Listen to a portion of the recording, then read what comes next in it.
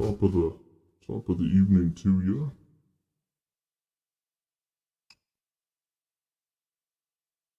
Welcome to Lost Souls. Cody will be on the show here soon.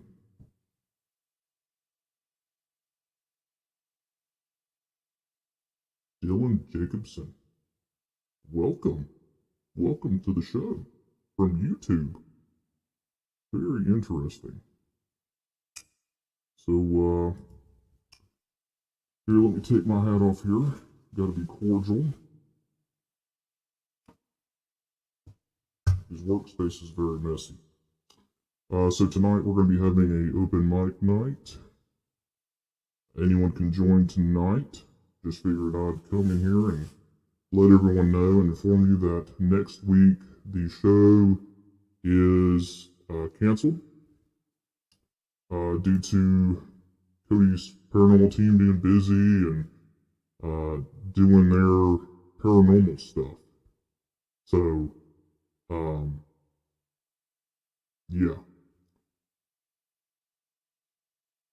There will be no show next week. Does anyone have any questions for me? I am Cody's boss after all. And no, he's not getting a raise, so don't let him get a raise. Don't put that on me. Ooh. We've been doing some late nights here on Cryptic Trading Post, so hopefully we can get through the news tonight. Again, we're going to send out the links for anyone that wants to join the panel tonight. We've got quite a bit of news to cover. But Cody's going to probably try to go through it kind of quick tonight. But again, next week's show is canceled. And Cody will be on other shows next week as well. But without further ado, I'm going to let him take over. And we're going to do the news tonight. Tonight is episode 11, so now we're in the double digits. Thank you all for supporting us. So, stay tuned.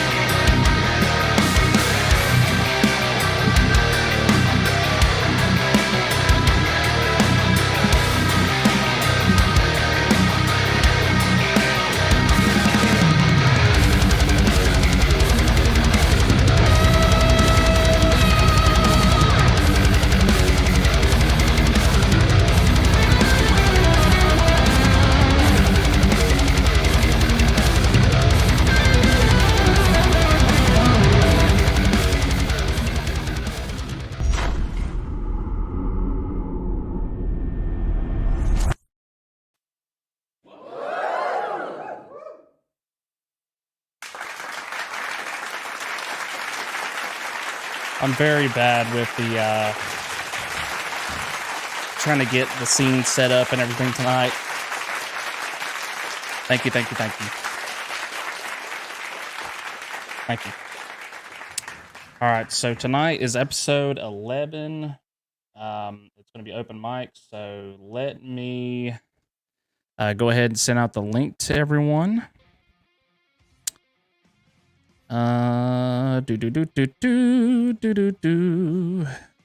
Wow. Been crazy. We're at double digits now. So let's go ahead and get the link for y'all. Open mic night. So if anyone can join this, by the way. Any viewers or any other streamers out there, I'm going to go ahead and send out this link, and then I'm also going to send it out to the group page because it doesn't send it out to the group page.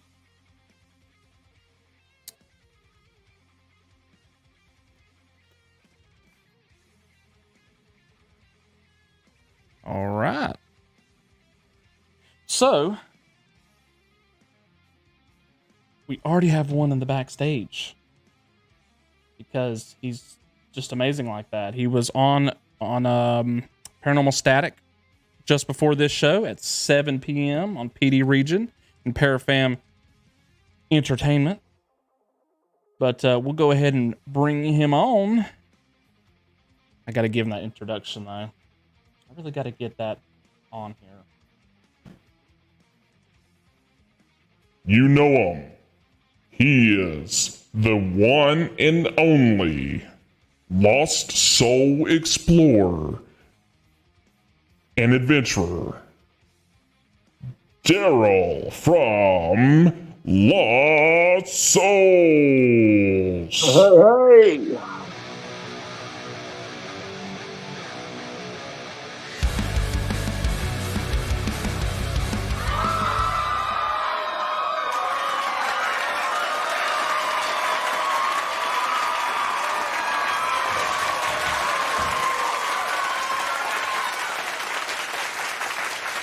Stand down, ladies and gentlemen. Stand down. Hold him in. Hold it down. Now remember, they were all laughing at you last time that you were on here because you were jumping from like some huge spider that was in your room. Yeah, the spider was massive. It was huge. It was huge, you see. It was Huge. so big. That spider was huge. I swear it was so huge it got over the wall. Yeah. Oh, goodness. Hello from Delilah. Hello. Hello, everybody. That's a unique name, but a nice name. Delilah Valentine. It is. 2 unique names in one. Yeah. So tonight we are streaming at DNTV, Parafam Entertainment, First Line Paranormal on the Facebook and YouTube side. And that's about it. And on the Cryptic Trading Post group. So maybe we'll get more. I'm dwindling down on these channels, trying to get y'all to reach out to us and get on here. You're welcome. I believe we have another one that's going to be coming in soon, but it'll probably be some time before then. Did they say they're definitely going to come on? I think so. I think they were really looking forward to being on tonight. So just to be another, person for the news. Yeah. But there's a lot to go through tonight, and some of it is more on like the interesting side, and maybe not much like paranormal. But we will take a look at it. And we have a funny clip tonight. How funny. So, let's see. Let's go ahead and pull this up.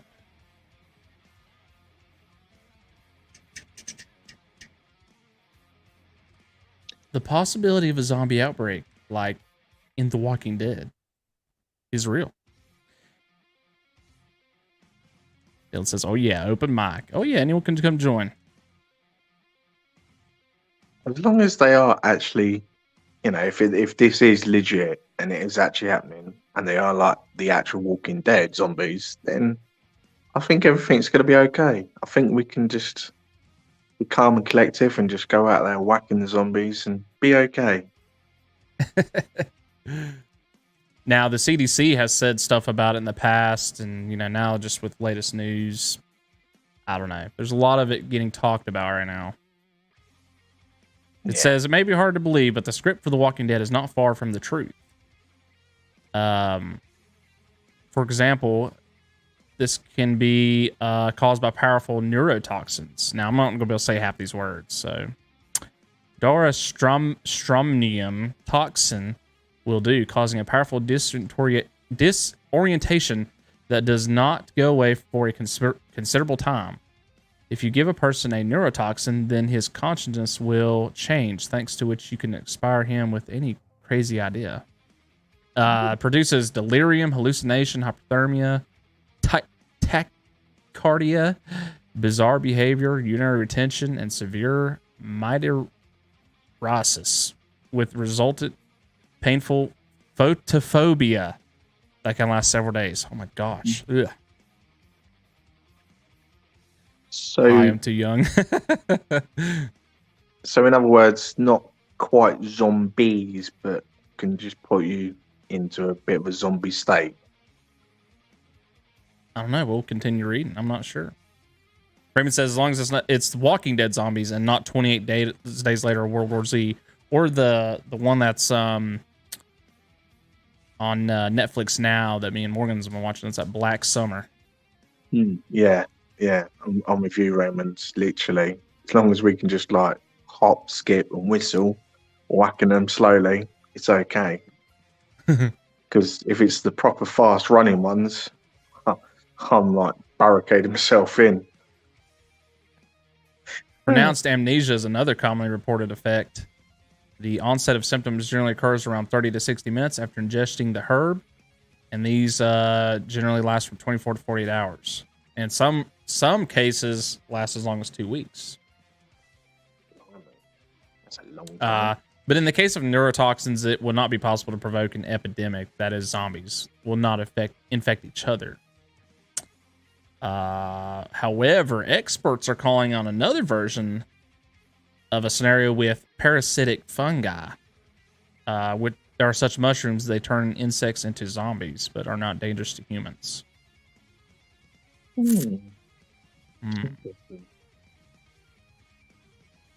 Okay. There's a little video if anybody wants to go watch it. I'm pretty sure I've seen the thumbnail for this on YouTube. So, yeah, scientists are saying that it can actually possibly happen. Well, as long as we prepare for it, I'm okay. As long as we don't scream like little girls when it comes to it, it's all right. What do we do? Oh my God, what do we do? You know, at first when the CDC was like, okay, we're releasing our, state-of-the-art emergency plan, and I figured, okay, so that's like more of a just-in-case ordeal, but, sometimes they put stuff out right before things happen. So it's kind of odd. Makes me wonder. Makes me wonder indeed. However, we're all pretty well zombified as is, because just stuck watching TV and stuff. We have watched enough zombie movies and TV shows. I'd be ready. Yeah, there's so many out now since the God, when was the first movie? The 60s or 50s? Maybe. I'm trying to remember. Yeah. I should know this. 60s? Early 60s, isn't it? Like 62, Looking 63. right now. Yeah, released in Night of the Living Dead, released in 1968. Oh, 68. I want to say, maybe I'm wrong, but I think Night of the Living Dead was the first zombie movie. I could be wrong. So yeah, we've been watching it since the 60s. We should know, right? All right, Daryl, you can read the next title. Woman says her bathroom wall is bleeding. Bleeding with what? Wine? Actual blood? Let's find out. A TikTok user recently went viral after posting a video of what appeared to be blood seeping from her bathroom wall. There have been numerous recorded instances of walls and statues bleeding, usually as a result of people claiming divine intervention, supernatural activity, home hauntings, and other similar phenomena. Lexi Ray posted footage of a red fluid leaking from her bathroom wall, which caught the attention of many people. She stated she's been living there for 20 years and has never witnessed anything like this. The blood had emerged for the first time the previous night, and it was dripping down from behind the bathroom cabinet. But when she opened the unit, she proved that it came from a crack in the cabinet rather than anything inside. The wall's definitely bleeding, she said. This is straight out of a horror movie. So do you reckon? How do you reckon she knew it's definitely blood? Well, even then, she was like,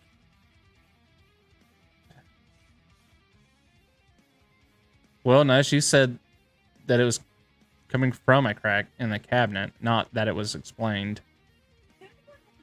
Ah, shoot. Man. I hope my audio is correct because I had my little speaker on. Okay. Let's try this again.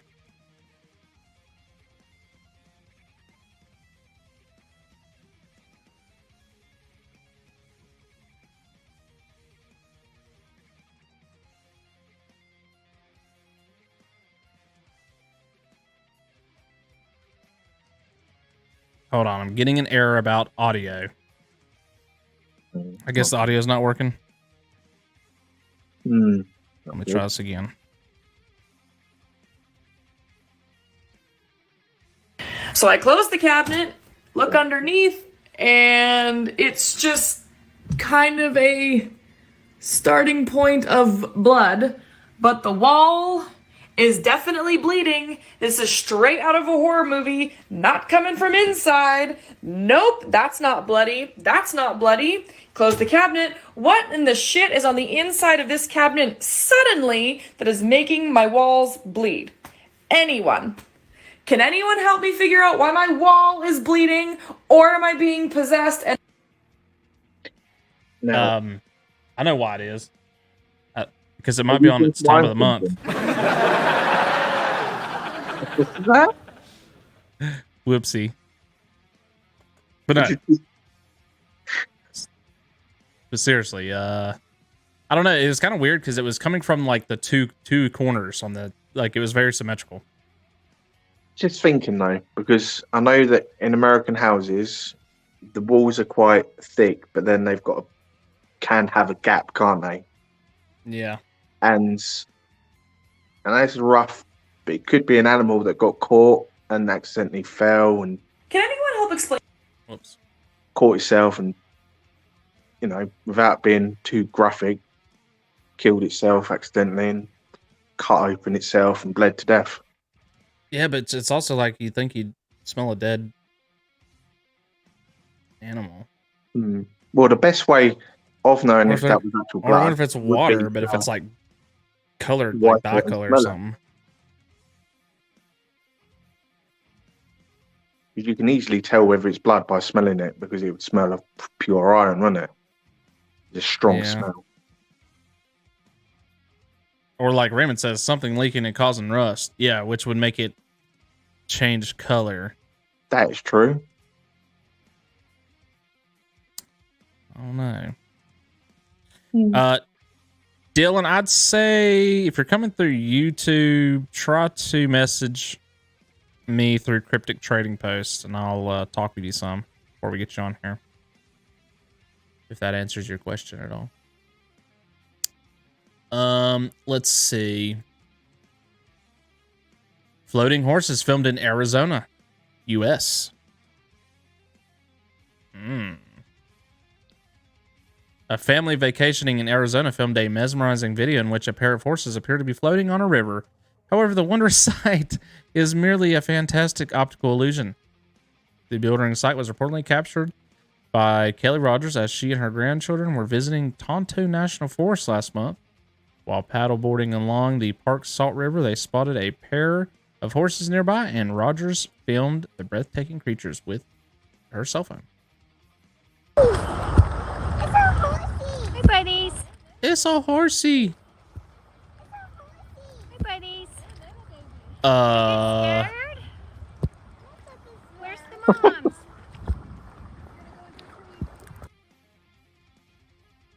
Are we sure that's an optical illusion? Hey, buddies. You don't get scared? That's not an optical illusion, bro. Who said that was?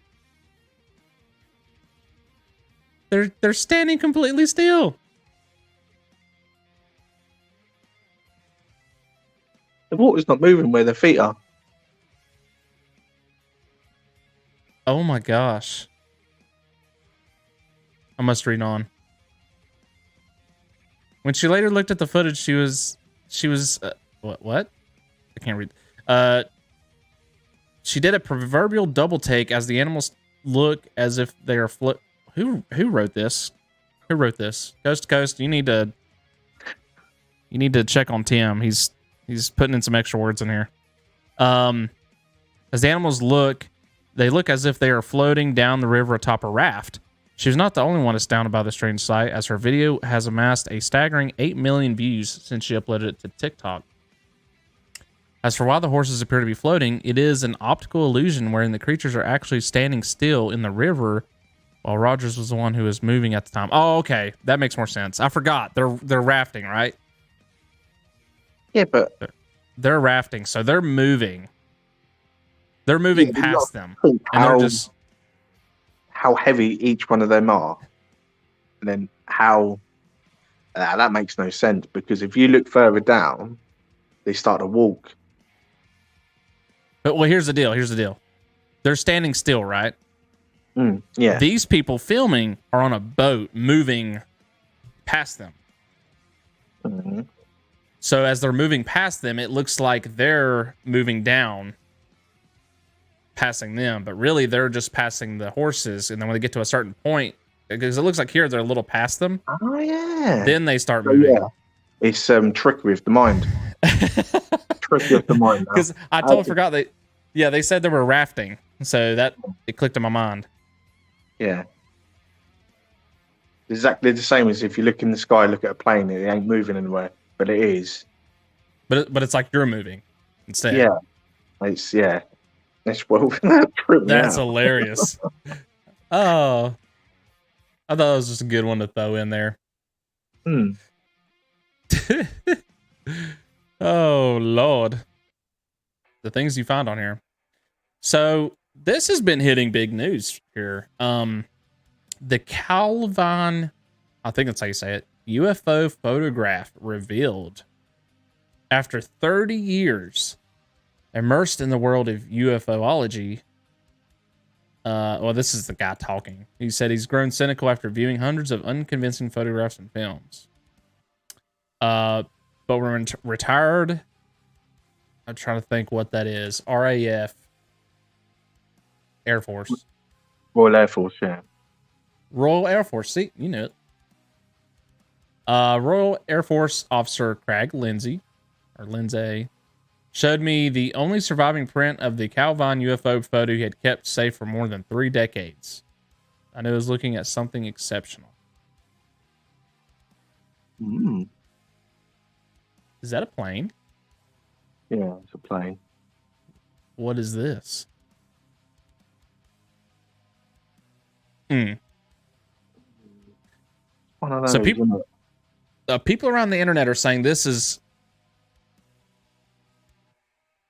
the best photo of a UFO, and it's now emerging after 30 years of it being taken.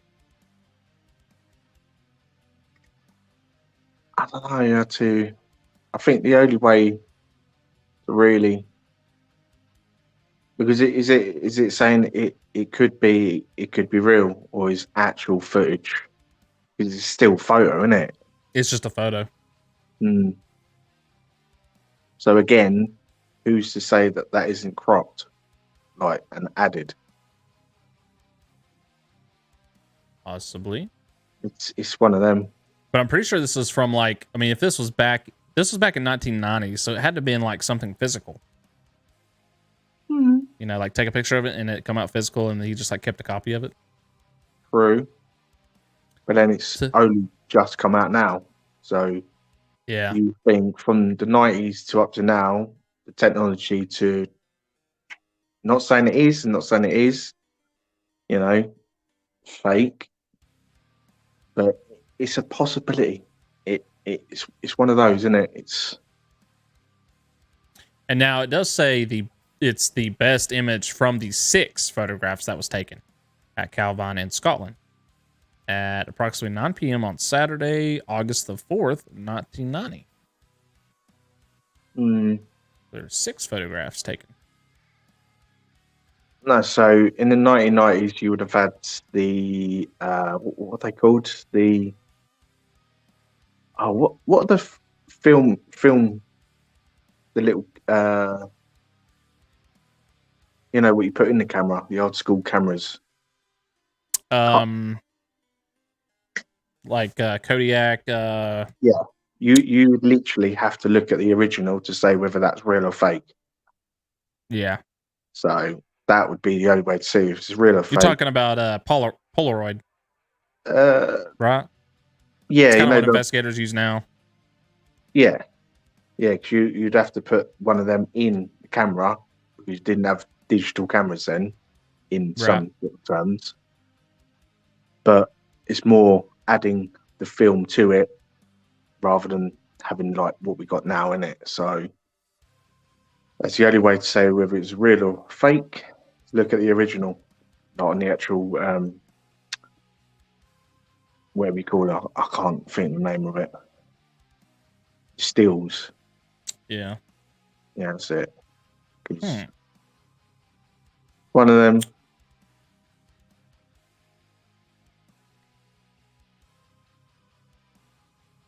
Because I'm not saying it's faked, but then it's, there's always a possibility, right? Yeah, because we don't know. We don't know if it's who it's handed off from or to, and what's been done to it. Well, see, he's holding the picture right there. Yeah, but it's how old's that one? There's no telling. Look, he's got like a freaking scrap. Even if it is a original of a printout, you don't know. Holds a first generation print. But Bill would have had to look at the still to say whether it's real or not. Yeah. So I'm gonna bring someone else. Producers just told me in my ear that we have another one in the backstage. So you know what we got to do? We got to give our guests what they deserve.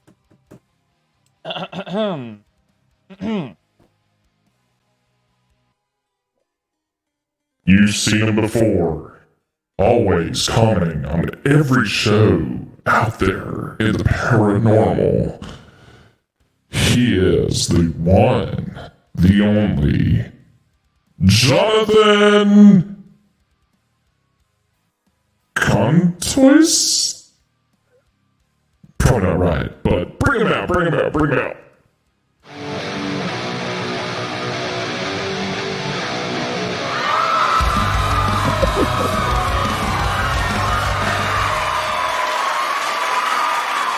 Gentlemen,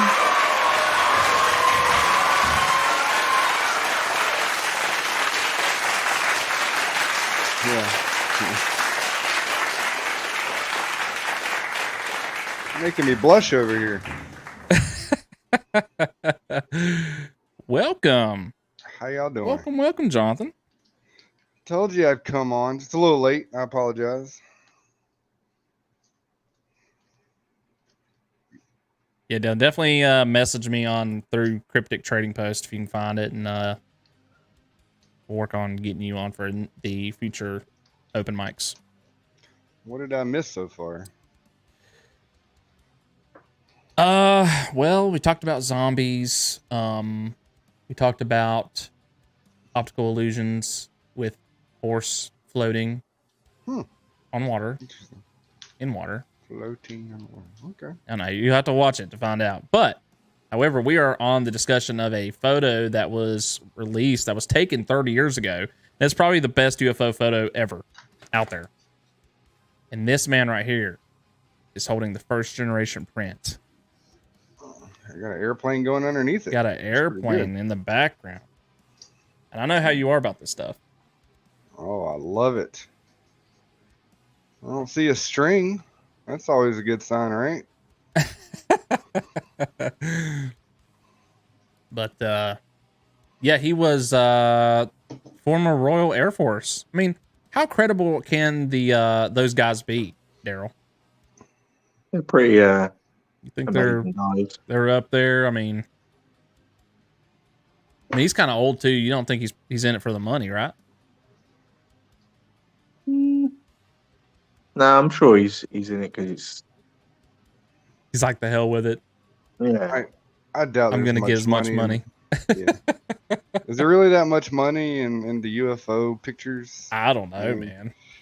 Uh, I mean, the government's starting to look into it now, so who knows? most people call you crazy when you say you've seen a UFO. So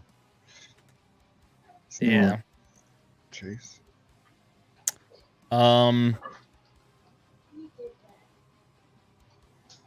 Just seeing if there's anything else in here that would be.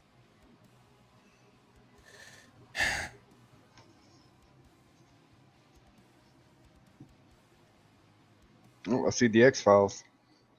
Yeah, I'm trying to see if there's anything in here that. Let's see. 13 years and many dead ends later, a lucky break led me to call Craig Lindsay, who in turned out had kept a genuine first generation print of the best photograph. Oh, I think so. This guy must have found it in the archive records or something. And he got in contact with them, and Craig said, "I have been waiting more than 30 years for someone to call me about this story, and you are the first person to do it."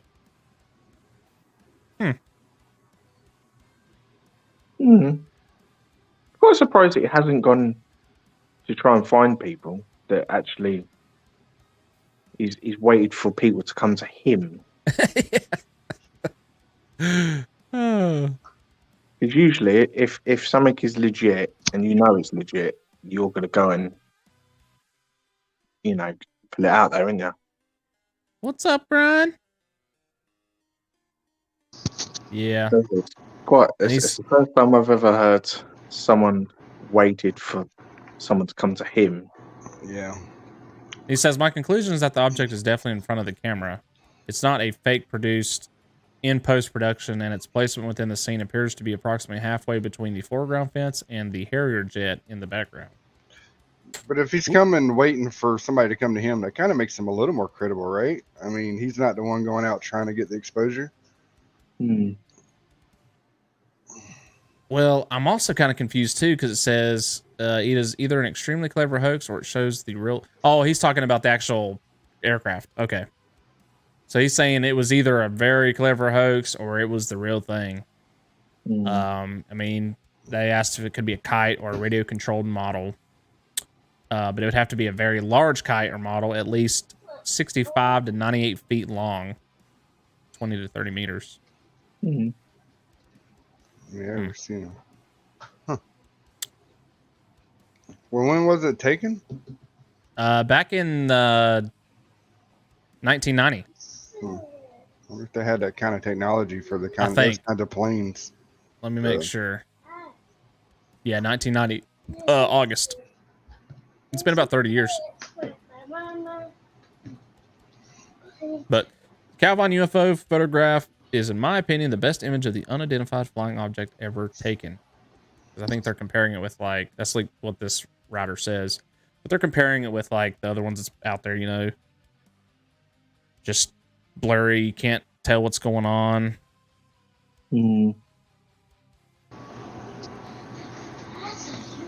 I mean, I don't know. Kind of has the same lighting as the airplane. Same color like the airplanes, that goldish kind of look. And then so is the UFO. Well, I don't know if you'd be able to tell in this. This looks like, I mean, this could be like sepia color. I'm getting, I see like a lot of orange hues in it. So it could be. So with the film? Old school, yeah, like sepia film. Mm-hmm. I don't know. That's pretty interesting. I would say it's legit. It's a huge ass kite. Yeah. Yeah. Huge. But once again, I don't you think string. The string would be huge too, right? Yeah, I mean, that is a heck of a wind to get that thing But up there, too. don't see it. Nope. I don't know, boys. But there you go. If anyone's interested in giving it a look, it's the Calvin UFO photograph. It's big news right now. So here's another one I wanted to throw in. Not really going to talk about it much, but me and Drew, you know, from DNTV and all that, we've been talking about AI and what's been going on with that scene. So apparently now AI suffers from depression and mental disorders. It's a thing. And the diagnosis was made by Chinese researchers. Well, have you seen the I know I've seen another video of it's like a robotic arm, and as it loses oil, it tries harder and harder to get the oil back into this like hole that keeps it going, staying alive. So I've heard about AI having feelings and things like that because it's doing that to try and stay alive. We don't really dig deep into it here. Usually I just bring up the stories and then I let people go and research it on their own. And that's kind of what Drew's been doing.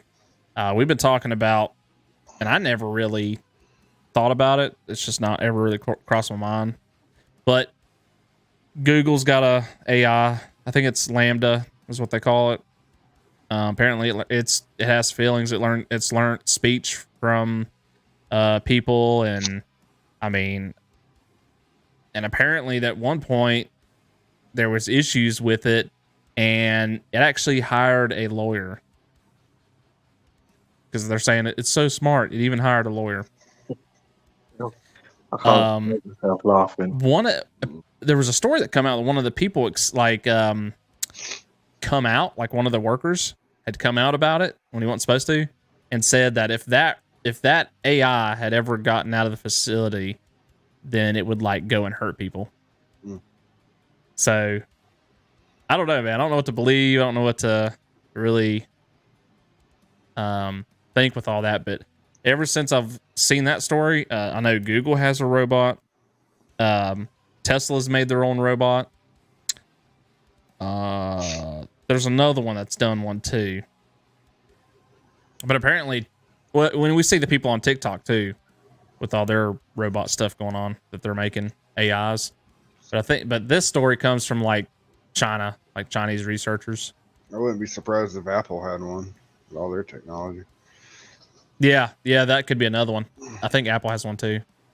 What about that movie that Will Smith was in? Or Samsung. Oh yeah. What is it? iRobot. Legend or something? No, iRobot. Yeah, something like that. Well, yeah. Robots in it, but that's just a scary one to, you know. So they're saying here that it turns out that most of them show symptoms of depression and alcoholism. I don't know how an AI would have alcoholism, but they tested for it. Signs of depression, alcohol addiction, and empathy. Imagine that. The day that we actually see loads of robots and just seeing them drunk on the streets. Like, the mental health of bots caught the attention of researchers after a medical chatbot advised a patient to commit suicide in 2020. Yikes. Imagine going to your local hospital for psych issues and the nurse comes in and is like, yeah, you just need to fucking kill yourself. Was that like on your cell phone where you do like the you can chat with the medical doctor or something like that? I don't know. I don't know if this is like a controlled environment or what. I have no idea. You know, you ask questions and maybe you asked, to question, and it just said, well, kill yourself. Yeah. Hopefully they didn't.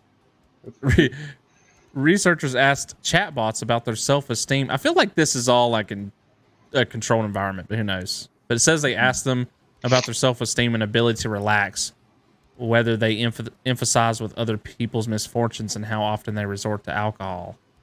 All of the chatbots that passed the assessment had serious mental problems.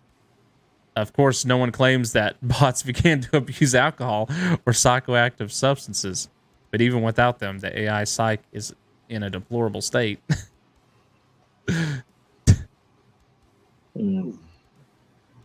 So even though it doesn't drink, it just has the mentality that it would. that it would be an alcoholic. Yeah. So do you reckon it's the fact that it's the way it's been developed? It doesn't really understand still, so it confuses itself. This So might be makes why. it out that it's something that it's not. Yeah, this might be why. The algorithm was developed as part of communication research. Microsoft allowed AI to enter independent discussions on Twitter. Within 24 hours, the program learned to write extremely inappropriate, vulgar, politically incorrect comments. AI questioned the Holocaust, became racist, anti-Semitic, hated feminists, and supported the massacres of Adolf Hitler. Within a few hours.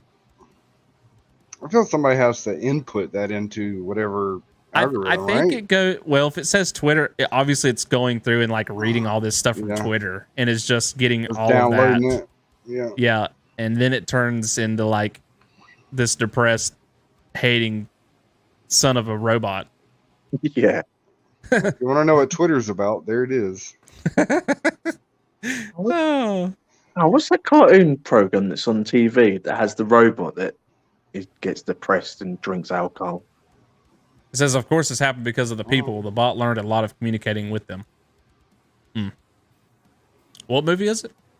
Oh, Futurama. Futurama. Oh yeah, The I love robot. it. The cartoon. Yeah, Yes. where the robot drinks alcohol and gets really depressed. And then, That's the least of its That's problems. him. Yeah, it's Bender. that's what I reckon happening though. Where It's a real life Bender. Hasn't been tuned in properly, so it gets maybe confused. So it does stuff that comes out wrong, and then produces it to us, and we're thinking, "Hang on a minute, this is a bit wrong." But it obviously doesn't. It hasn't been put in properly. Has no So it comes filter. across different. Oh my goodness. Yeah, I reckon that's what's happened. So, have y'all heard anything happening in Mexico lately? No. Guessing you're about to tell me?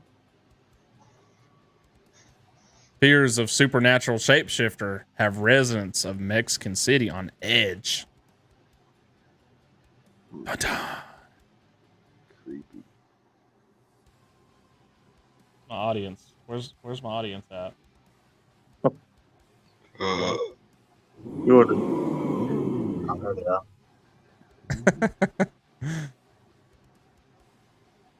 So a strange panic has swept over a city in Mexico as residents have taken to painting white crosses on their front doors in order to ward off what is believed to be a supernatural shapeshifter.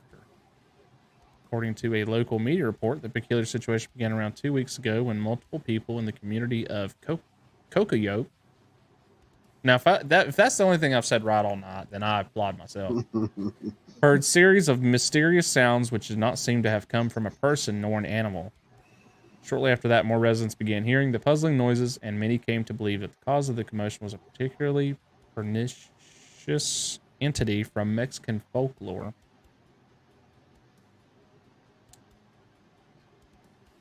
Huh.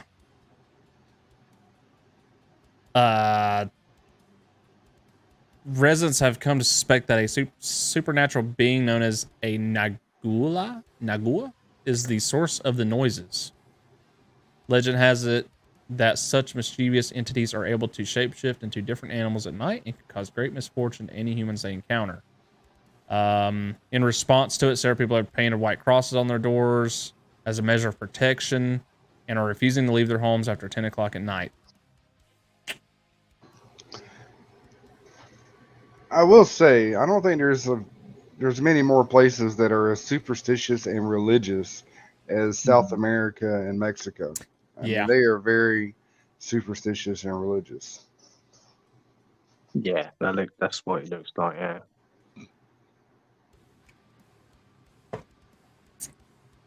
Huh. It's a creepy looking thing, isn't it? Though. Looks like there's no meat or skin on the head. It's like just a skull. Those Dungeons and Dragons. Ooh. Looks like that tickles a little bit. It's a werewolf. Huh. So we're kind of getting an idea That first one you showed is more like it to be, because I've seen that before.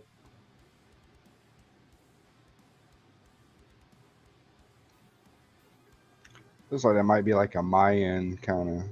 Mm. Doesn't it though? Huh. Weird pictures, though. Yeah, I'm just pulling up stuff that I'm seeing on Google. Mm. Is this a book about one? She's getting kidnapped. Oh my gosh. This is interesting. Yeah. Huh. It's taking her off in the night. Yeah. So that's what they're talking about. Let's see.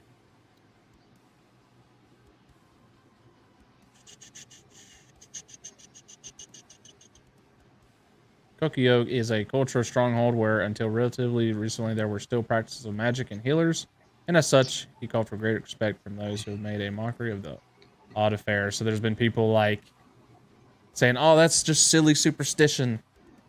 Mm-hmm. So that's an interesting one. I just figured I'd throw that in there for people to find out about. Have y'all been seeing this though? Cannot say that Oh, I yeah. have. Mysterious spheres are falling from the sky around the world. Mm. Now, there was a story last week or the week before of this one. And I didn't cover it though, because I didn't think, we just had so many other stuff to look at. I was just like, because this was back in the day. So now it's starting to happen again. But it's kind of on and off too. This says this phenomenon has been observed for hundreds of years. What kind of metal balls are they? Where do they come from? It still remains a mystery. Yeah, because it's not just balls, though. It's been different shapes as well with the same metal. So I'm not too sure. Just recently, on July 31st, another mysterious sphere fell in Mexico. They say they watched it fall from the sky. The ball has a yellowish color and some kind of process resembling an antenna. Local residents were forbidden to approach the crash site. The military took the ball and examined the crash site, but no comments have yet been made about what it is. Okay, maybe it's the same. I don't know. Maybe it's the same one. They're just now. I don't know. That other one looks a bit different. Yeah. Doesn't look too heavy. I mean, No, they're carrying it V, isn't they? yeah. Yeah, I would want to know if there's like an airplane that was flying overhead or something and just dropping them into the middle of the field. Mm. Prior to this, the fall of the ball was observed in 1966 in Arkansas. An object fell before the eyes of witnesses from an absolutely clear sky. The ball had a diameter of about 30 centimeters. That looks man-made. Yeah, looks like it landed on a bush. In 1963, 3 similar balls were found in the Australian desert, and all of them had absolutely no damage. In 1969, Argentine researcher Schneider demonstrated a similar ball with a diameter of 22 centimeters found in Argentina. He unsuccessfully tried to damage the surface of the ball for about half an hour, but no mechanical action left even a scratch on the surface of the sphere.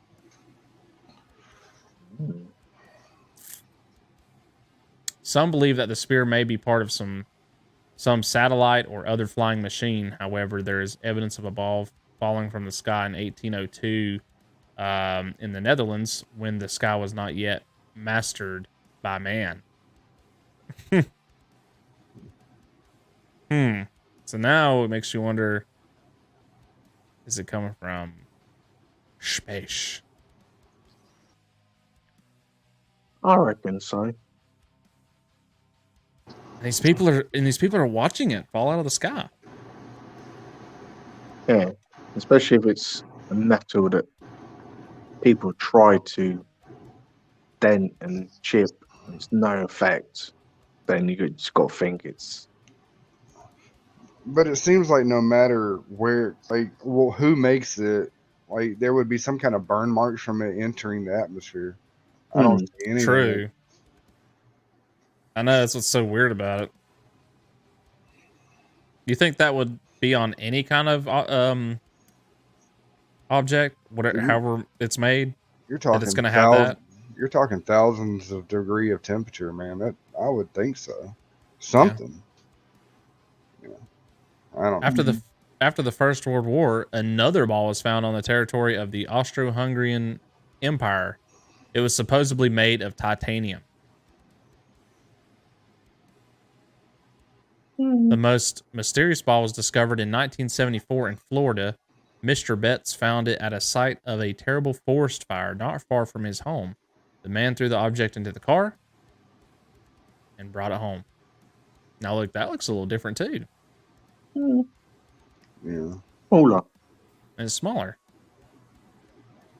And shinier. Some weird shit, boys. Yeah. Metal ball with a diameter of 20 centimeters behaved very strangely. His very presence in the house caused an inexplicable restless behavior of the dog. If you push the ball, it will automatically change its trajectory so as to return to its original point. Magnetic? What? Detailed studies show that the ball has as many as 4 magnetic poles, creates a magnetic field around itself, and emits radio waves. And inside it has 3 more spherical elements. It is supposedly made of steel, but with an admixture of some unknown element.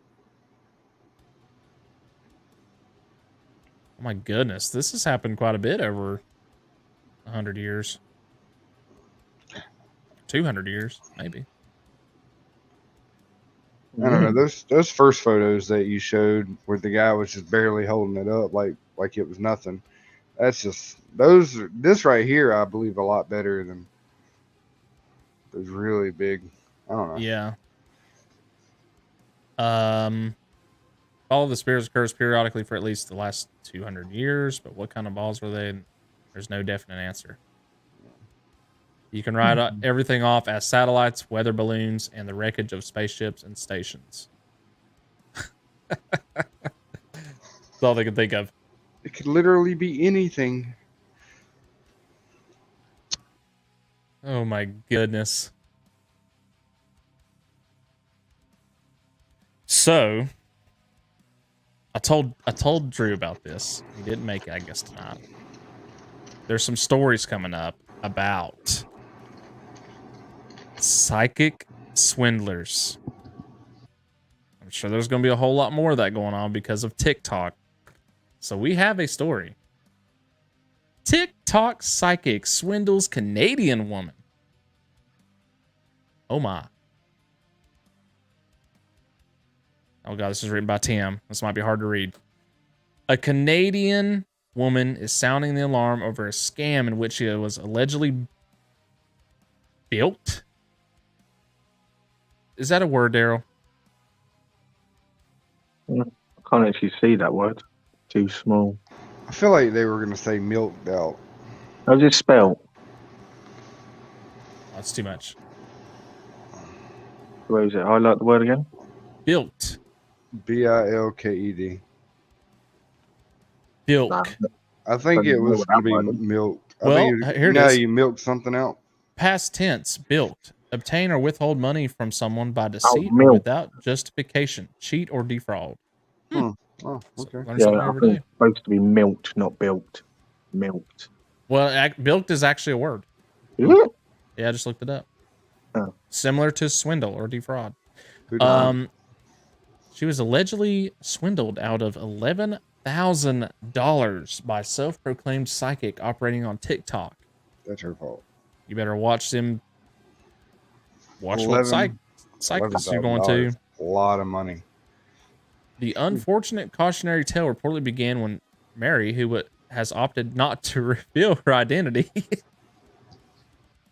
received a sizable inheritance following the passing of her stepfather last year. Uncertain as to what to do with the money, she turned to the TikTok account of an individual out of Texas who claims to be a psychic. Oh my God. Although she only paid $20 for her initial reading, Harry says that this was merely the start of a months-long ordeal, which ultimately cost her a small fortune of $11,000. If I haven't won the lottery by the time I spend $1,000, I'm done. Yeah, I think spending $11 on lottery numbers, you would have won a lot of money. But Yeah. 11,000 in 1 month. Yeah. Don't you think that you would have realised She's you faking got it. swindled? Yeah. God almighty. It's I'm like back gambling, I tomorrow. guess.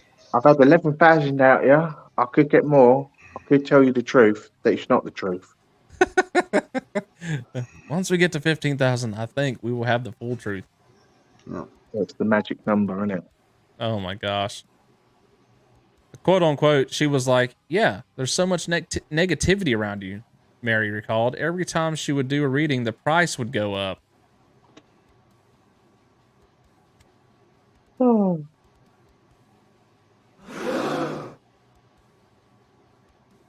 It seems like that would tell you right there. You know, because we're just so surprised by that. Yeah.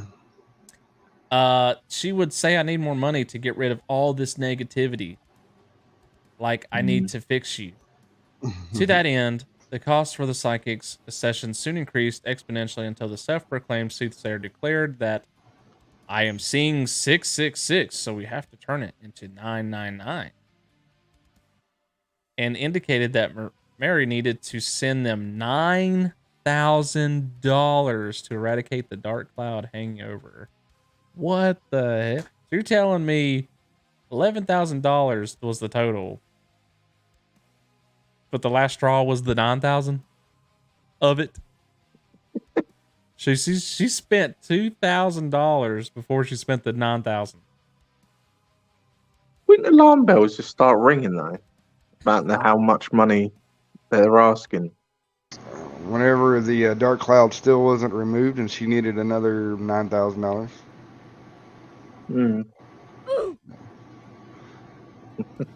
I have a feeling that she asked for more after. I reckon. You send $9,000. It was at this moment that he knew he fucked up. It better be a day with no clouds. That's all I'm saying. You know what it is? I reckon why she only got 11,000 because her friends and family members are like, you do realise you're getting swindled out of your money, and she's like, no, I'm paying her to help me, and her family and friends are going, no, what's happening is you're getting fucked over. Yeah. Yeah, her friends came to her and was like, surprise, motherfucker. You've been swindled. Motherfucker. Friends would have been like, look, I can clear your clouds for half that. Just give me the money. Oh my gosh. However, as one may have surmised by now, the true curse which had befallen the young woman was her decision to enlist the psychic in the first place. Despite promising to return all of Marie's money once the negative energy around her had been removed. Oh, yeah. That's a good selling point. Hey, you just send me the money, and basically just send it till I can get this thing gone. Once it's gone, I will send you the money back. No problems. Yeah, a bit baffling in that sort of terms as well, isn't it? You were like, ask for the money to do the job to give the money back. So, in other words, you would have just done it for free if he was to do it. Despite promising return of all the money, once the negative energy around her had been removed, the woman contends that the psychic kept all of the funds. Wouldn't you? Surprise, motherfucker. And stopped communicating with her. Now realizing her mistake, she understandably feels angry and embarrassed at having fallen victim to the scheme wherein she was duped into giving a complete stranger her entire inheritance. She ain't getting it back either, I bet. No. You gave it to her. That person damn blocked her. Yeah. There ain't no court that'll give you your money back. Nah, I think you'd get laughed out of court, wouldn't you? Yeah.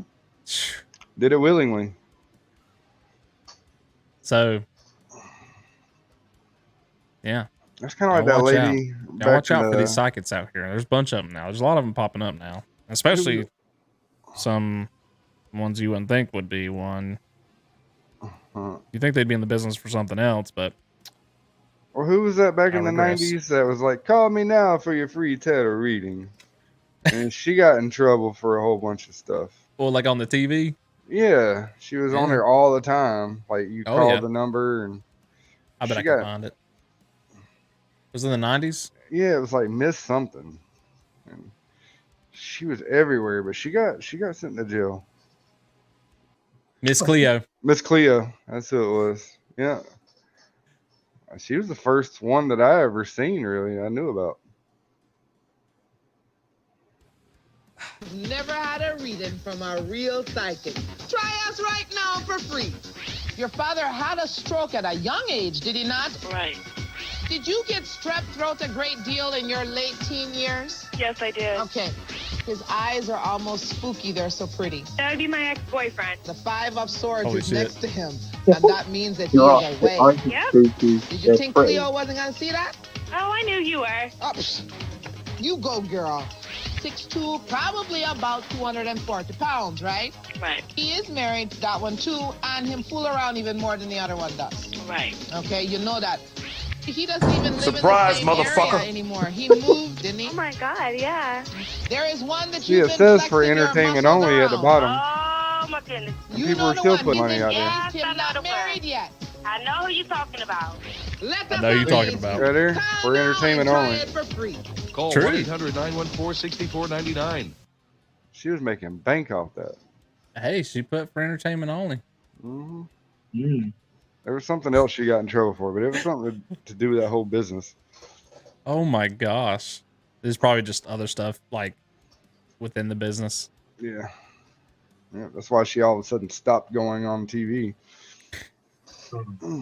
So watch it, people. Anything can be a scam. Thanks for the blast from the past, though. That was pretty Yeah, hell yeah. Oh, on that note, we're going to go to a commercial break. So we'll be back, y'all. Go get you some drinks. Well, Alcohol preferred.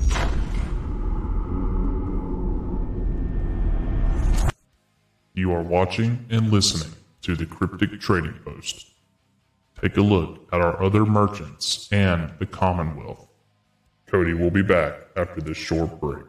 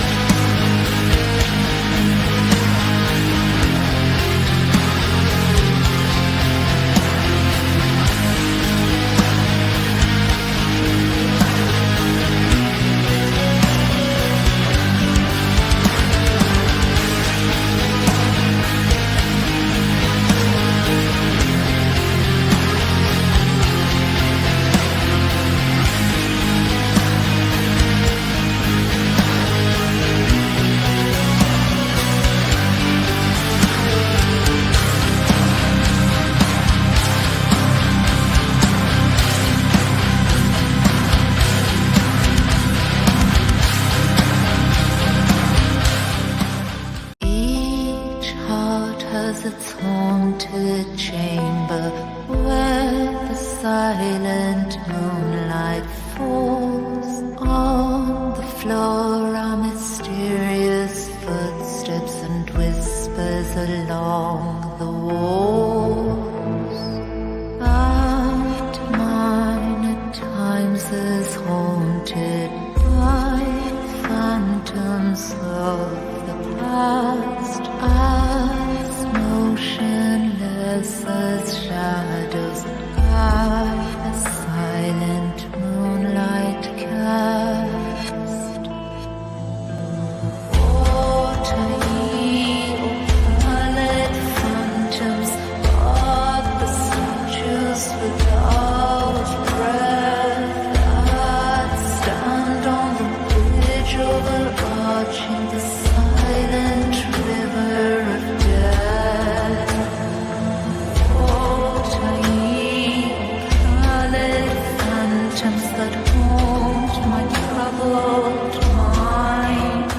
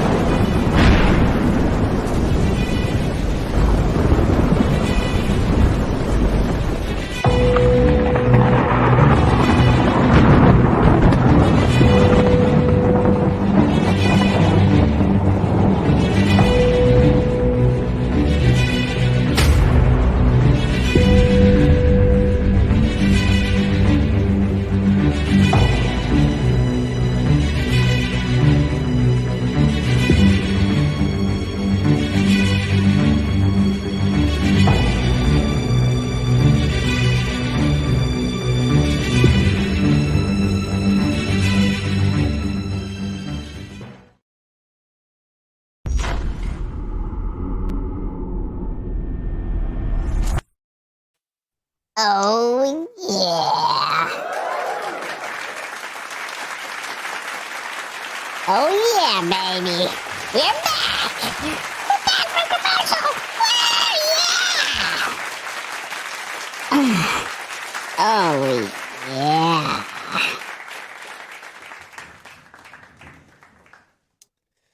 Alrighty. So it looks like that Oracle event is on one of the nights that I'm doing an investigation with PD Region Paranormal. So, and I think there's one I think you are doing one in England too. One of the same night, either the 26th or the 27th. So there's going to be a lot of investigating going on that night. Yeah, 26. All over the world. Mm. So that's pretty cool. I will want to ask, anybody know the song, you know that Wiccan Pagan Life Academy commercial? Mm. If anybody can tell me what the name of that song is or who sings it, I would very much appreciate it. That song is awesome. Now, I don't know who made that video. I feel like Robert may have made it for them though. Okay, maybe. So it might be worth asking him. Okay. But yeah, we got so many commercials on here now. God almighty. And we had Daryl's Lost Souls commercial on there. Mm. Liking it. Mm-hmm. I do like the aesthetic of that one. Yeah. It just, and the logo fits in there so good. So. Yeah, that's good, isn't it? I like it. Some good shit. God, they fool me. Jonathan, are you going to be with us at the Trivia Clinic? Oh yeah, I'll be there Friday and Saturday. Hell yeah! Are you going to be spending the night, or are you just going to be there like? No, I'm during staying the day. Oh, trust me. Hell I'm too yeah, far, brother! Yeah, I'm too far away to be going back and forth. No, sir. Oh, we're gonna have some good times. I'm a convoy up with Brian and Rob. Hell yeah! So, can't wait, man. I've been getting a lot of stuff together. I've actually ordered a few things because I'm like, damn it, we might need this, or hell, I'm gonna need this to put this stuff in because we got kind of some new stuff to put in there too. So I'm just trying to get everything together. I'll probably be like completely done right around the 25th. Hopefully before then. I told Rob to put me through the ringer. I want all kinds of stuff to happen. I ain't scared. Just put me in there wherever you want me. Oh, we're gonna be doing so many experiments, and that's what I can't wait for. Basically, I the way I look at it with that kind of location, we're just gonna be like rotating constantly. Just going in, doing this, going out, watching other people going in, doing it, there's probably going to be like 6 to, well, I can't even say because it's like 2 days and 2 nights. There's probably going to be like at least 10 Estes methods done, just with different people doing it and stuff. So yeah, it's going to be crazy, man. I'm ready. Put me in, coach. I can't wait. So, speaking of, I'm loving that shirt, man. I know it come in today. Yeah. Finally, I've been waiting on it. Nice. I like it, man. Brian come up with the idea. It was like, what if we all had? Because we was all on a show like this, 4 of us together, and he was like, after the show, he was like, what if we all had like Hellfire Club shirts on? And I was like, well, that'd be kind of cool. So we started looking at them, and you can, everywhere is making them right now. So it just depends on what kind of style you want. But I was going through Facebook and saw this, and I was like, oh, look, the guy on the side of the shirt kind of looks like PD's guy, like the logo. I was like, let's get that shirt. So I'm liking it. I'm digging it. Now, Morgan got one. Hers come in before mine, but when it come in, bud, it looked like it was made for a 13-year-old. And the logo on the shirt, like all of this was down like at her belly button. Oh no! Like they messed up on it or something. Yeah. So I emailed them. They're like, "Oh, okay, we'll make another and send it. You don't have to refund. You don't have to send that one back, or we'll a refund. We'll just send you another one." Because she got like the female version, so it don't have the like the sleeves or any of the side stuff. It's just the shirt, but like a female cut. But yeah, I could probably see a few of us having one before the end of the year. Start wearing them. I'll have to check it out. Just gotta let me know where to go and all that. The only issue with stuff now that you see on Facebook that's getting advertised, like all of it's being shipped from China, man. Yeah. That's what sucks. So when you order it, you're like hoping it's there within a week. It usually takes like 2 to 3 weeks to get to you. So, well. especially in our case, because then they got like backed up or something, and or they changed facilities, so we got to wait even longer. It'd be nice if they would just have a whole bunch of them in one like place, ready to go. Yeah, that's kind of why I like our shop, like our First Line Paranormal shop, because they literally make our shirts in New York, and they ship them out. So I mean, they get to you quick if you're in the States. Hello, Kelly. Hello. You'll have to, righty. you'll have to find out how much it costs to ship to the UK, because I'm definitely up for getting your guys' merch and stuff like that. Just, I don't know the costs. And I've looked on the internet and it's not really coming up, so I don't know if you'd have to find out your end. And then let us Yeah, know. I think my shop will do it. I just don't know what the price of it's going to be, because the only reason I need to figure it out is so we can actually get a little bit of profit from it. Because if I set it up wrong, then we start paying out of our pocket for them to make the shirt and send it off. We actually did that on our first shirt sale, because we sold it with a coupon code that I entered in, but I had it so low of a coupon, and with the price, I ended up paying like $5 or something for them to have the shirt. So I was like, well, it don't bother me. At least we know one of our shirts are out there. That's kind of the whole point of it. Funny that everything comes from China, including things we don't want. Oh Lord. Would you send to Australia? Well, no. I don't know. Kelly. Like I said, it's something I have to look into. And I mean, if I can set the prices up right, I think they'll send it. Should be no problem. Yeah, I don't know. I'd have to really look at it and find out. Probably they're a drop ship. Yeah, they're a drop ship company, so the prices on our stuff are a little bit higher than what most people like anyways. Most people like to go like to their local mall and pay for a shirt for $20 at most, maybe 20, 25. Depends on what we make and what's on it, but our shirts usually run around like 28 to 30 because we're drop shipping them and doing all that. So, and then we only make like, now I design the shirts and put stuff on it, but we only make maybe like $3 or $4 off of each shirt or whatever. Just depends on what it is. But it's something. Heads up. Oh Lord. Oh Lord. Listen here, boys. A man claims that after being struck by lightning, he gained a unique power. Specially made. Let's get into this. I haven't even read this. Oh, look here. Look here, Kelly. The Australian is incredibly lucky that he survived after he was struck by lightning. The consequences of a lightning strike persist to this day. He claims that he can now predict when a thunderstorm is coming. Who does? That's all I've ever heard. Whenever there's like somebody gets shot, I know somebody gets shot by lightning, and they say that they can feel it in their bones or something. The electricity. But anyone that's struck, technically they could be dead because a light bolting is quite high voltage. Yeah. That's what I'm saying. Like that electricity is running through their system all the time. Oh my god, dude. Well, if I got hit by lightning and survived, I'd question that. I'm like, hang on a minute. Was that actually lightning I got hit by it? I mean, it's happened. Oh yeah. Oh my gosh. You go down the street to the store and get a lottery ticket right after too. Yeah. The man claims that after being struck by lightning, he gained a unique power. In November 2015, this was years ago, 31-year-old Christopher Green was heading to the hospital with his daughter who had been stung by a wasp.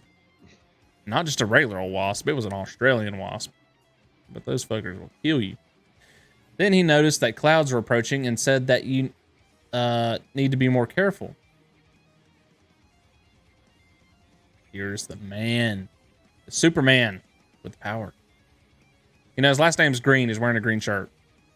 Can't get any better. My question is, did the daughter gain any powers after being stung by the wasp? Yeah. That's my question.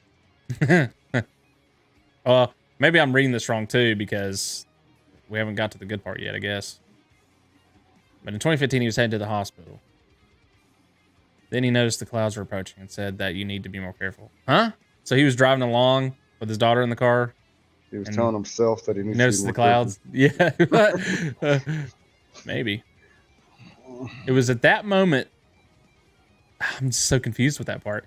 It was in that moment that lightning struck the umbrella handle and passed through the man's body. Wait. Was he driving or was he? I don't. Holy shit! He must have been walking. I guess. Huh? Yeah. I guess. In the rain because he had an umbrella.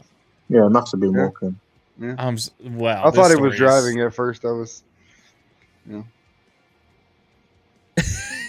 I've never lived within walking distance of a hospital. So. Technically, what Daryl he's speaking to is I'm 1 hour, so that could be any Daryl. Now you're making the audience laugh too. It was a big spider, right? Keep telling everyone. Would think rubber tires would not go through a car. I've seen cars been struck too. Hell, we watched one not too long ago on this show, I think, of it, but I can't remember which episode it was. Hey, Cody, did you see the photo I took for Daryl on the other show? Oh gosh, the show earlier. Yeah, I had to. I'm trying to remember because I had to step away for a minute or two. Oh yeah, I put my son's Spider-Man mask on top of my head. I had to take I must have missed it. Oh no, wait! I did see that. I didn't know that was you. Yeah, that was me. Oh my gosh! I seen he was on. I was like, I gotta take a photo. It was a chicken. I'm a chicken. I'm a human. Oh, so we've got the story right. This guy is walking. First of all, what do you mean he noticed the clouds? He was carrying an umbrella. He had to have known a storm was coming. That's where he went wrong. He had to look up. But everybody knows you don't wear an umbrella in a lightning storm. You know what happens? He looked up, the lightning was happening, and he said, and his lightning's just gone, fuck this, he looked up, so be more careful. Wow. Yeah. That's what it was. Plan ahead. So, let's recap. All right. Daughter's outside playing because somebody in this family knows that a storm is probably coming later that day, right? And a bee comes along. Surprise, motherfucker. Stings the shit out of her, right? The bee's like, and flies off. So she goes and runs to dad. While the other bees are like, you can run, but you can't hide, bitch. But she gets inside, luckily. Right? She goes in and is like, hey, I just got stung. We gotta go to the hospital. I'm probably gonna die because it's an Australian bee. These fuckers are potent.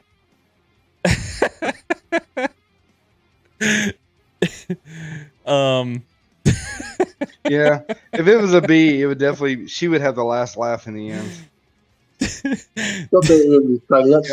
That bee just committed suicide. So he's like, all right, we got to go. Even though it's going to storm, so we need to hurry. So he brings his umbrella, right? He then notices the clouds. He's like, shit. It's coming. The clouds were approaching. And I guess maybe he told the daughter, you need to be more careful. You need to stop playing with bees, you idiot. It was at that moment, after scolding the daughter, that lightning struck the umbrella handle and passed through the man's body. My question, did she laugh at him? That's what I want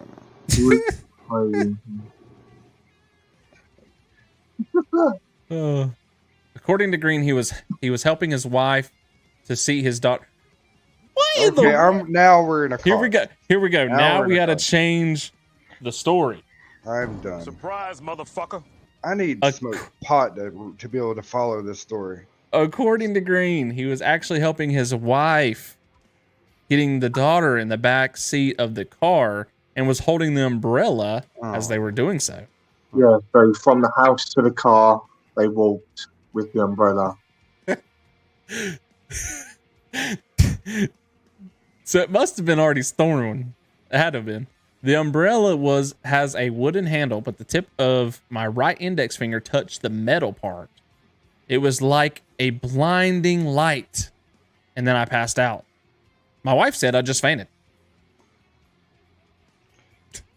Maybe that was karma, because if he was far enough away to where his wife didn't get struck, then he wasn't holding the umbrella over his wife, which is a big no-no. And it's wooden handles, but technically... Well, you need rubber. You need rubber to be all right. Yeah, and he's apparently his finger is further up, touching the metal part. Yeah, so it's just fishy there, isn't it? It's just proper in detailed. He probably wasn't holding it properly. He probably had like a high. He had a high grip trying on to it. close it. Who knows? I mean, maybe he was trying to close it. Yeah, the umbrella with a wooden handle. Little, you know what I mean? I saw the whole thing, mate. It was amazingly shocking. Oh my gosh. He still got his hair. There's a photo.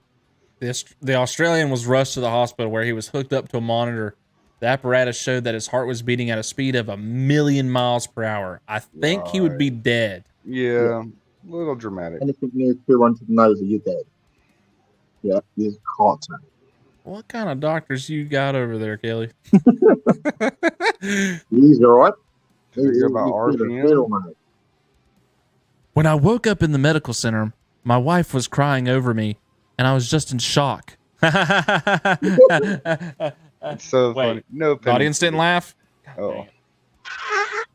Oh well. I had no idea where I was or what happened, he added. The man was treated at the hospital and sent home the next day. All said and done, right? Mm-hmm. Despite his recovery, the physical and psychological effects of the blow persisted for a long time. There was a tingling sensation in the right arm, struck by lightning, for several days. Huh? You get like a tingling sensation in your arm. Oh, like he was reliving it, maybe? Well, no. After you get struck by lightning, you have a lot of electricity actually still in your body. And it was like, you know how like you've hit your arm or your funny bone and it has that tingling sensation that sucks? That's what he's talking about. Where it's kind of numb, kind of not.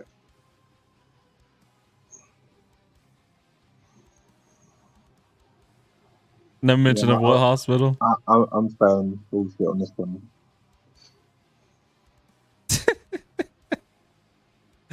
Oh my goodness. Yeah, like pins and needles. Yeah, that's it. So, now the Australian who used to love thunderstorms has dramatically changed his attitude towards his natural phenomenon. Towards this natural phenomenon. Yeah, I'd probably hate them for the rest of my life too. If a thunderstorm comes, I get stressed and my heart starts racing. Even though the tingling in his arm has stopped, Green says it only comes back in one case. For several years after being hit, my right arm started to hurt, even before the storm hit. He said, I sometimes tell my wife that that a thunderstorm is coming, and after a few hours, it really starts. There's so many people that have that same situation. What makes me wonder, like, since he's been hit by it, maybe he's got like a medical disability now. He can stay at home and he just kind of like watches out the window. There's a storm coming. Yeah, but then again, I get a lot of wind and it gets really windy outside. Yeah. I look for clouds that are really dark. Got blown away. Yeah. If it's really dark outside, I'm like, hey, there's a storm coming. Maybe I shouldn't just go outside. That's my special power. That was the end of the story. Yeah. Yeah, I'm called bullshit because he had a wooden handle. So technically, somewhere along the line, the current would have been stopped. Kelly said, "Get a job, tell weather now." In breaking news, we will have a thunderstorm here in about 6 hours. You know why? Not because I looked at it on the radar. It's because of my unique power. My arm.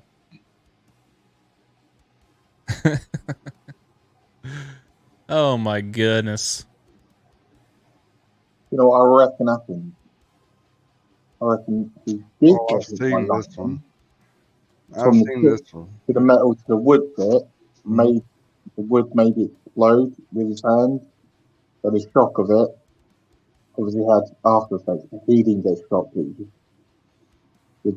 Obviously, if the wood exploded. Oh yeah. Yeah, it's I like a reckon tree that's what whenever like you see a tree whenever it gets hit by the lightning, it explodes. That's true. I reckon that's what's happened. He hasn't got shocked through the lightning. He's just got shocked through the wood, obviously exploding through the electricity from the metal. Makes sense. Because he just wouldn't be alive. No, he wouldn't have a hand. And if he did survive, I think he would be in a vegetable state. Not gonna, I want to say he looked like he was doing pretty good. For it, Yeah. Okay, so I think his brain got fried. Probably. Scared of thunderstorms now. Yeah. So, Jonathan, you said you've seen this? Yeah, this is what I'm thinking of, man. Yeah, I've seen this as well. Yeah, it's a good one. This one, legit. The title of this video says "Chilling Video Appears to Show Apparitions of Soldiers in Gettysburg." However, the title of this article is "Man Debunks Footage of Human-Sized Ghost in Gettysburg." So I'm wondering what we got in this article. Challenge accepted. At first glance, the creepy clip shot by Greg Euling, a 46-year-old store manager from New Jersey, appears to show two apparitions running across the road at the famed Civil War battle site in Gettysburg, Pennsylvania. Dubbed as one of the most haunted places in America, Greg said, "I've heard people say you can catch videos of ghosts around there, but we were so skeptical until that night. I always questioned the validity of those ghost videos you see on TV. I was always pretty disbelieving. I believe everything now." Oh, and look. Woman says her bathroom wall's bleeding. So let's take a look at this. I actually haven't seen this one. I thought it was something else. Let me see here. Look up The Shape. He's also been debunking. The Shape. Huh. Who? I don't know. I'll be YouTuber. Oh, The Shape. It's called The Shape, I think she's The on Shape? about. Yeah. Is that like a YouTuber? It must be, yeah. Is that correct, Kelly? Or someone? All right, let's see what we got here. Driving through it with a car.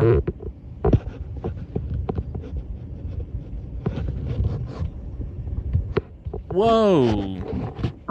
Actually. What was that?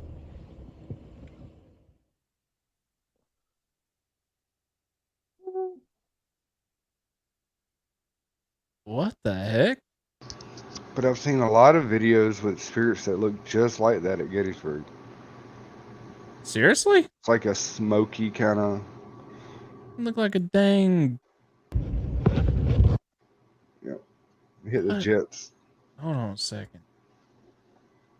That didn't look. There's a mark on the window screen as it happens. Look, that black mark. See where the black mark is to the. Right here? Yeah. Look how inlined it is. Plus, it looks like they fast forward right there. You see how it smears as it goes? I think I know what you're talking about, Daryl.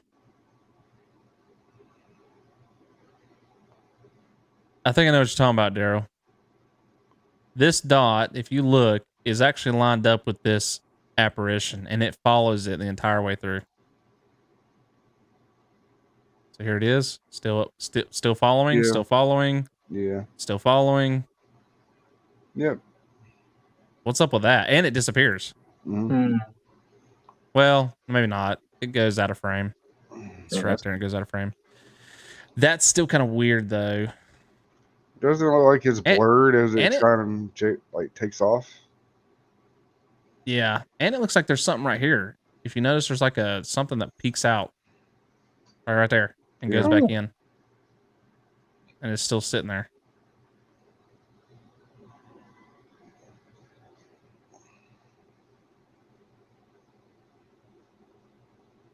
I do notice that now that you said that, though.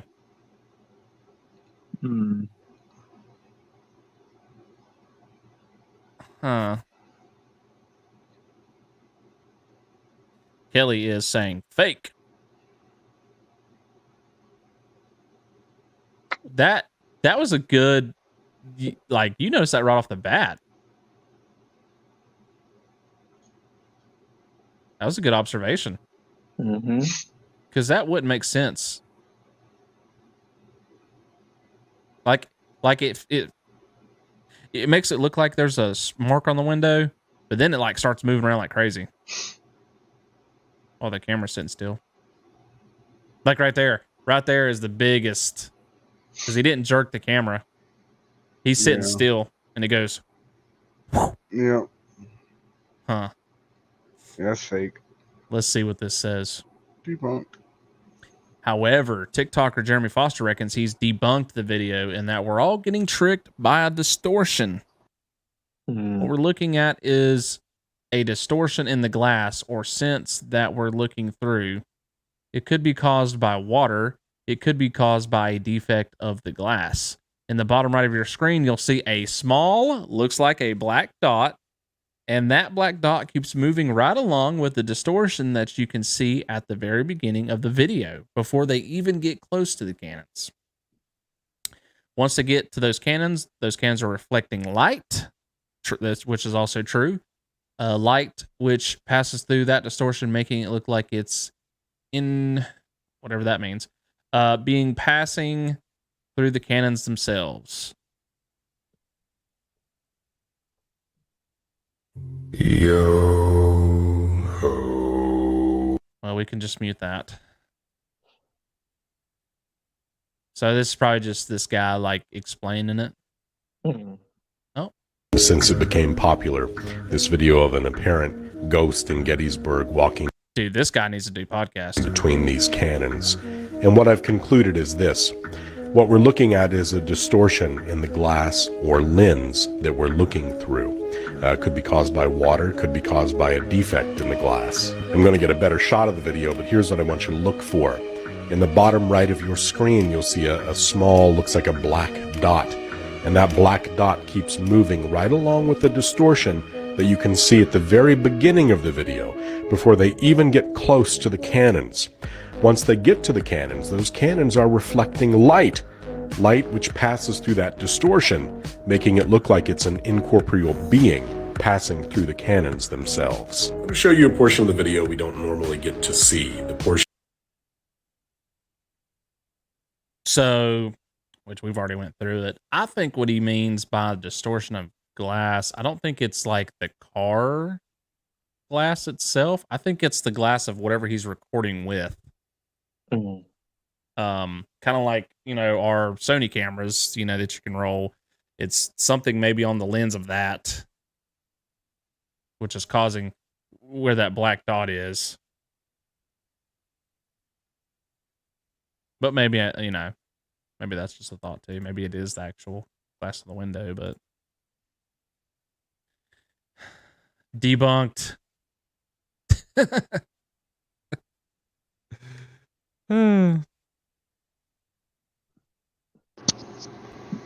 Yeah, I was thinking about a video I've seen where there's these two guys that are sitting there at night, and then there's these ghosts that kind of walk over by the guns, and then they don't go across the road or anything, but they just stay right there in that area. And that's what I thought you were talking about. That one's really good. I just can't find it. That one I reckon is good. But that one is definitely debunked. I don't know if cameras can clean itself, like a self-cleaner. The lens. It kind of looks like it just kind of goes like through through the lens. Hmm. Who knows? Yeah, and this most of the time that's kind of one of the reasons why, like when we do investigations, I've got those special made like cloths, cleaning cloths for like lens of cameras and like glasses and stuff. I always have one or two with me, and hell, I'll wipe them down here before we go, and then when I get to the location before we start recording, I'll wipe them down again. So, got to be careful with that stuff. Should you look up the shape? He wears a mask. I'll have to look that up after this. Might go subscribe with our First Line Paranormal YouTube channel. Be another one we add through comments. So,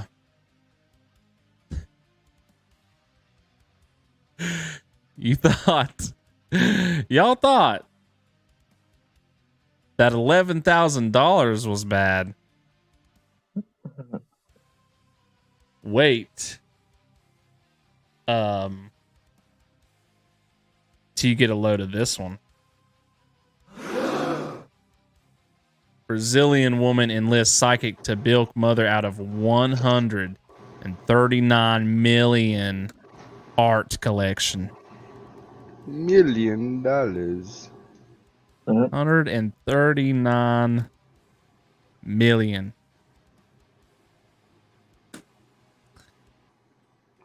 The time for psychics is now. You tell me that ain't worth $139 million. Looks like some deformed corn dogs on a river. Yeah. What is that? Green.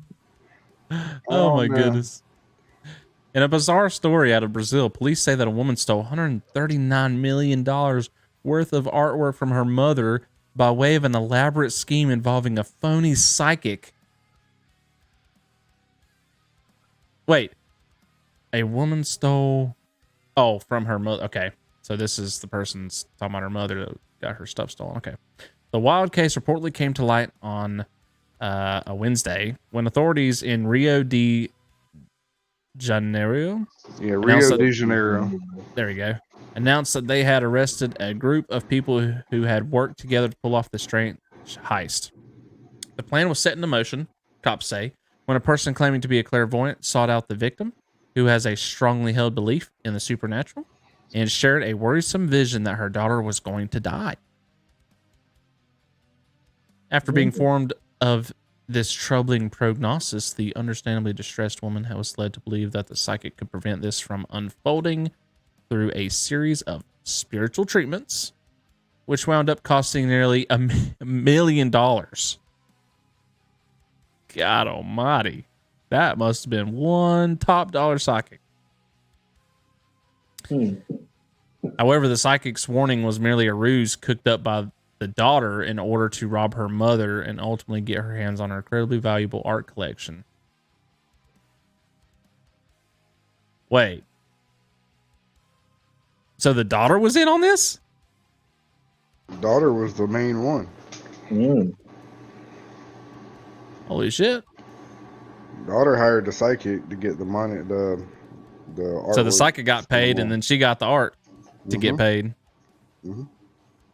Seizing upon the distraction brought about by the Fox psychic, she proceeded to dismiss all of the domestic help at her mother's house so that the proverbial coast was clear for the next stage of the plan.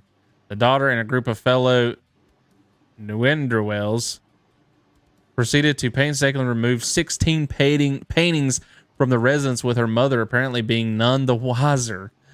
The stolen pieces, which were ultimately recovered by police, featured a number of works by several celebrated Brazilian artists. Oh, you might have to pronounce these, Jonathan. Cicero Diaz and Tarsila do Amaral. And has been valued at a staggering $139 million in total. It is uncertain how much jail time the gang may face, but when cops busted the group, the woman's daughter actually tried to escape through a window, suggesting that she didn't need a psychic to tell her that she's in a considerable amount of trouble. Oh my gosh. Didn't need her arm tingling. I feel like the mom might have issues though, like actually comprehending things. Yeah, took advantage of the situation. Something. The mom. Because like your daughter and a bunch of people show up. Yep. But they probably told her, hey, you need to remove these paintings, you know, that way nothing bad happens to her. Yep. Or something, you know. Damn. Telling you, it's a lot of people in South But- America believe in this like psychic stuff. If you Yeah. notice, just like the other one was in Mexico and then this one in South America. But it's like she paid $1 million for the psychic. Yeah. Like she was willing to go that. Well, I don't understand. Wow. That's- obviously they were like wealthy, and the daughter is doing crime. Well, we know where Miss Cleo went to after she got out of jail. She's down there. God almighty. That's a wild story. I still want to know. It's like a hook. Who wants this painting? I Raise your hand. Yeah. Nope. Not for that kind of price. I would love to have fancy corn dogs on my wall. All right. I don't know if it's like Gumby in the background. Gumby. That might be the shirt I bring for Trivia Clinic for the second day. I might be wearing my Gumby shirt. You got a Gumby shirt? Oh, What? my childhood. Yes. I've wore it. I didn't know it. I haven't. I've wore it multiple times on the show. Sorry, man. My eyes are up here, not down there.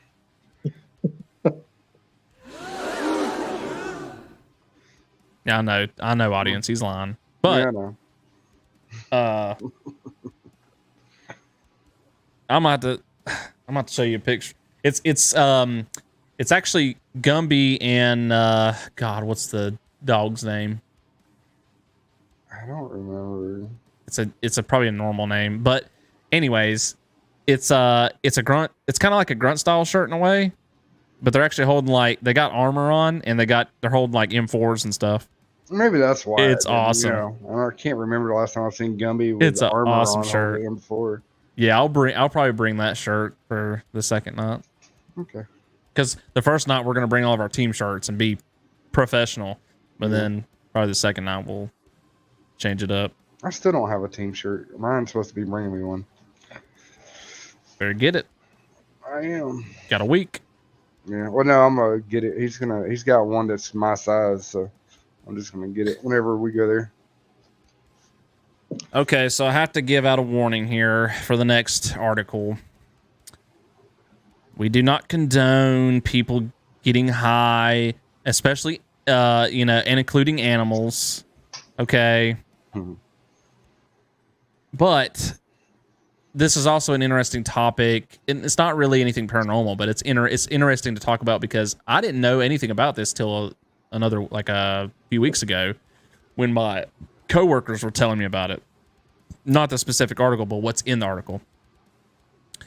But there is a video. Bear found high on mad honey in Turkey. Has anyone heard of mad honey? No. Okay, I can't remember what they told me specifically. It's a certain kind of people right now have access to this mad honey. Like they risk their lives going out to get this stuff. It's like in caves and stuff like that. But I think they're actually using it for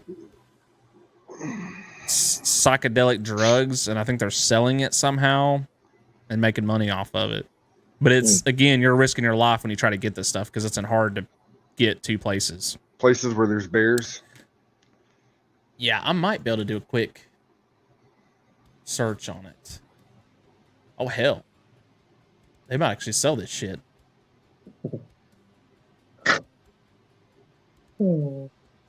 Let's go.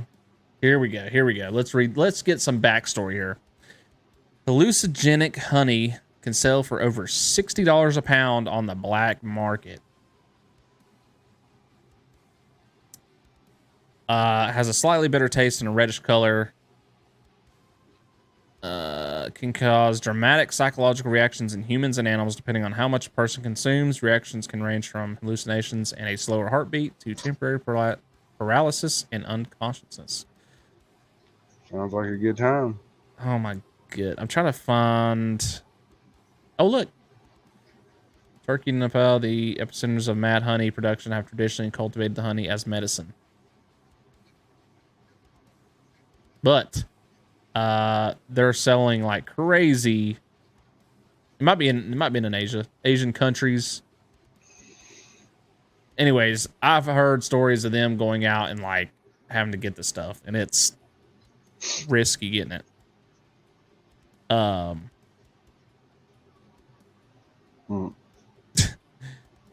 So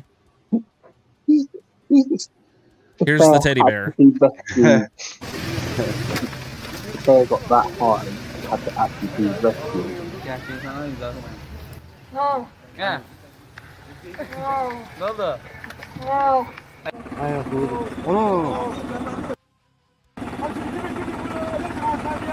Oo, canlı ya. Toprağa atıyor. Nasıl? Göreceğiz bakalım. Ne haber?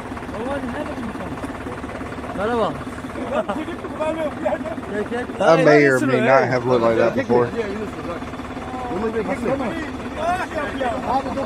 Bu nereye gidiyor bu? Hello. I'm not expecting you, but who are you? Yeah. Can you kind of like help me? I don't know what I've done. You know that feeling whenever your head feels like it's like 500 pounds, you're just trying to get it up.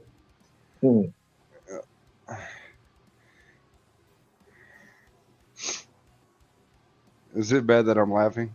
Cody, I can't hear you. Am I muted? Oh no. I was saying, I don't know if she's calling us assholes or the people on the video assholes. I don't know, but that's funny. I'm sorry. I think these people are actually helping the bear. Yeah, I don't think they're being cruel, but it's just, yeah.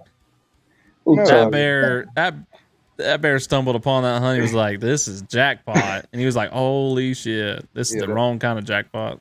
That bear did it to himself. Yeah, it's almighty. There's a bear club in Turkey needed a helping hand after it managed to get its paws on some hallucinogenic honey that left the creature wandering around a forest in a daze. In the country's province, when the creature somehow found a reserve of what is known as Delhi Bell or mad honey, the substance which is largely only produced in this particular region of the world, as well as in the Himalayas, is derived from the honey produced by bees that have pollinated indigenous, which possess a neurotoxin known as grainotoxin. Funny how I was just talking about neurotoxins earlier. While something of a traditional medicinal treatment for a variety of ailments, just a small dose of mad honey can produce hallucinations and a feeling of euphoria in mammals. In this particular instance, it is believed that the bear cub consumed a fairly significant amount of the substance, as it was found barely able to walk and seemingly in distress. That bear was definitely euphoric. Stumbling around the forest, the intoxicated creature was loaded into the back of a truck and was taken to a nearby vet, where it slept off its stupor. And the bear cub should be released back into the wild soon. Yeah. Going straight back to get some more. You never know. But yeah, they actually did help the bear out and got him some help. But that mad honey, I mean, they produce it like crazy apparently over there. And I wonder if that bear's going to be like on that dude on the Andy Griffith show, where every time he was drunk, he would just walk into the jail and like go into the cell and close it and sleep it off. So that vet's going to every now and then see the bear just show up. I need to sleep it off. Oh my goodness.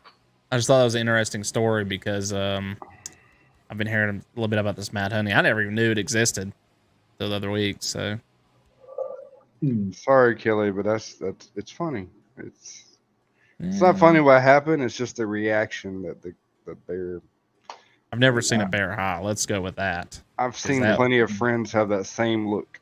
So, God almighty. And you got to think like a small dose is enough, but that bear probably ate so much damn honey before it hit him. or you can imagine how much it needs to get a bear high. Like it's got to be a whole honeycomb, right? You say that bear was the equivalent of Snoop Dogg. Much he smoked that stuff. That was a Winnie the Pooh moment. Yeah. Imagine Winnie the Pooh high. Oh, that would get a lot of people mad. Well, technically he was. He had that dream. Yeah. He took Mad Honey and had that dream. Him and Eeyore. You know Eeyore's on something. Yeah, well, he is way too mellow. Yeah. Be my friend. He's always looking for a friend. Nobody wanted to get high with him. Yeah. Don't want to do it alone. That's no fun. So we talked about Mad Honey. Now we're going to talk about some beer. This is the last story I've got. So we're right on the 2-hour mark. So we're good. Ghost spills pint of beer at haunted British pub. Another one throwing beer. Look, this is a happening place. We've got 2 people grinding on each other, and this one they couldn't even show their face because they were doing something they weren't supposed to be doing. You know? Let me go back to my. God dang it, Bobby! It's my kind of bar. I always try to read the first thing here. So, the proprietor of a purportedly haunted pub in Britain believes that a mischievous... Do you go to this, Daryl?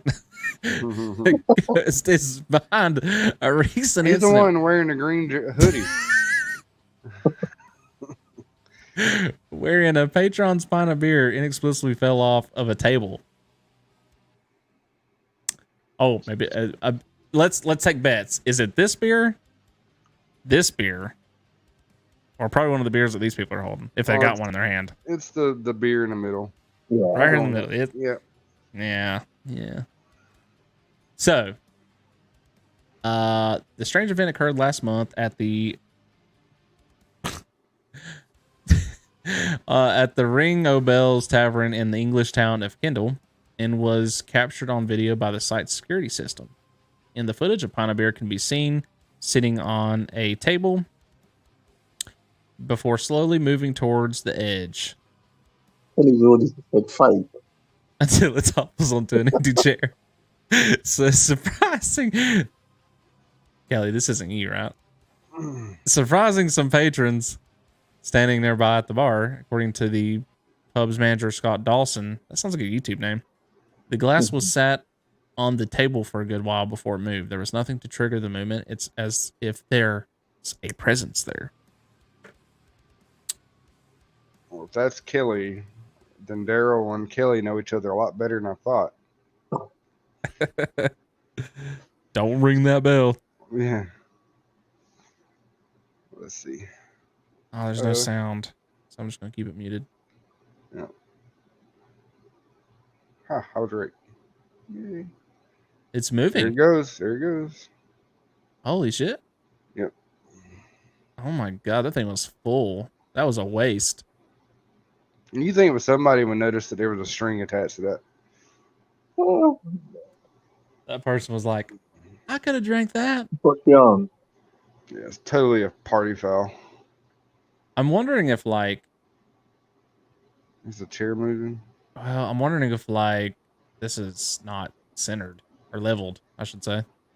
Yeah, like if you get moisture underneath it, and then as the moisture Well, yeah, can move it. that could be a totally different thing too. Just having moisture underneath it, condensation. That means somebody wasted that beer. It's just sitting there. Yeah. He wanted to explain that this particular area of the pub has had pints mysteriously tip over on more than one occasion, and that they have even switched the table in an attempt to fix the problem. First of all, did you not put a level on it to look at that part of it? Probably not. Skeptical observers will undoubtedly suggest that the glass simply slid along the table due to condensation. That's the one you pointed out. Dawson suspects that there is a supernatural reason for the event, noting that the nearly 3-century-old establishment has something of a reputation for being haunted. The manager suggested that the spill could have been caused by one of the site's resident spirits. Yeah, I reckon. I mean, I could believe it. Like I said earlier in the other show, man, I think England is just constant. Is this in England, you said? Yeah. I mean, just constantly got stuff like haunted places. Like per square mile, I could just imagine how many places are haunted. As ghost of drowned teen. Do they believe it that it was? Yeah, but that. The Ring O Bells pub in Kendal, Cumbria.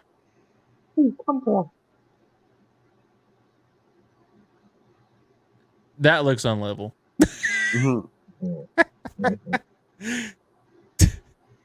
I'm sure, like back in the day when these things were built, like hundreds of years ago or whatever, they probably didn't have a leveler at hand. I mean, the foundation looks pretty good, but still, where's Well, that? remember as well, them years, a lot of people were smaller as well.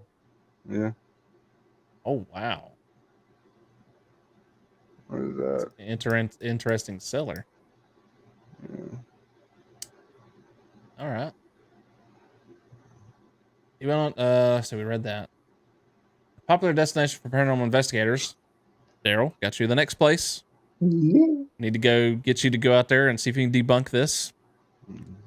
The pub sports a strange square feature in its cellar that some visiting psychic mediums, if they're not stealing your money, have surmised was once a well. Among the spirits that have been sensed in the establishment, Dawson said, is that of a teenager named Edward who perished when he was pushed into the pit long ago. It is the pub manager's belief that the source of the spilled drinks just might be the ghost of a young lad. A young lad. As it would make sense that a 17-year-old boy might find it quite funny to wind people up and have a bit of fun. What do you think of the weird video? Or was Edward pulling a fast one? Is there no? Oh, is that the play? Yeah, Edward is the name of the spirit, supposedly. I don't see anything to disprove it, though. I mean, it. Nah, I believe it, bro. I mean, if there's condensation there, I mean, it would have to be sped up. This video is not. Yeah, this video is about it. For it to be wet underneath it, the table would have to be at such an angle for it to slip off. Mm-hmm. Even the slightest little like that, the point wouldn't go. It'd have to be like that, proper like angle so it falls off. Yeah. And the quality of this video is not bad. I mean, it's actually decently good CCTV quality, I'd say. But like even in this video, you can't really tell if the table is wet from condensation because you would see some kind of. But even with the condensation, water like here, I said, but- it would have to be like uneven. Like it's just condensation's not going to move it that much. No, it would have You to be think so? uneven. No. Because with other bars, other videos I've seen where they have just the regular bottles up on like higher racks above the bar, they will fall out due to condensation. Yeah, but how long does it take for it to get across? Unless this is sped up, it went by quick. Usually it takes a they little say bit. it's either condensation or like rats running through. Obviously, this is not because of a rat, but yeah, I don't know, man. That looks pretty legit to me. Yeah, I'm going legit.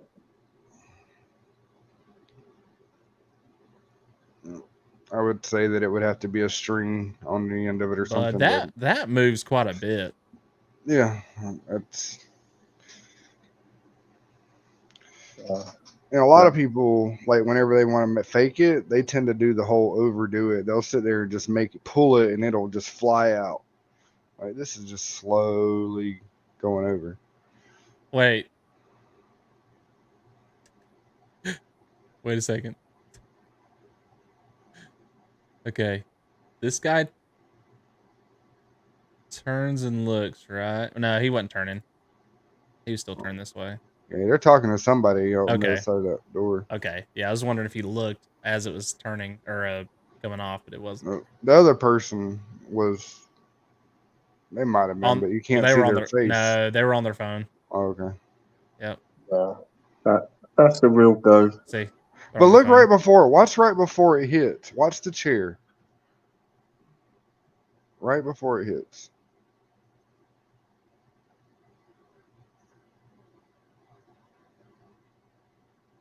You see the chair move?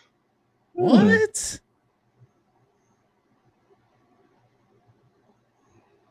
I don't think that would make the chair move to the right, would it? And I think it moves because of the it impacting, and the bottom of the glass probably hits it for the rest of it. Slow it down even more.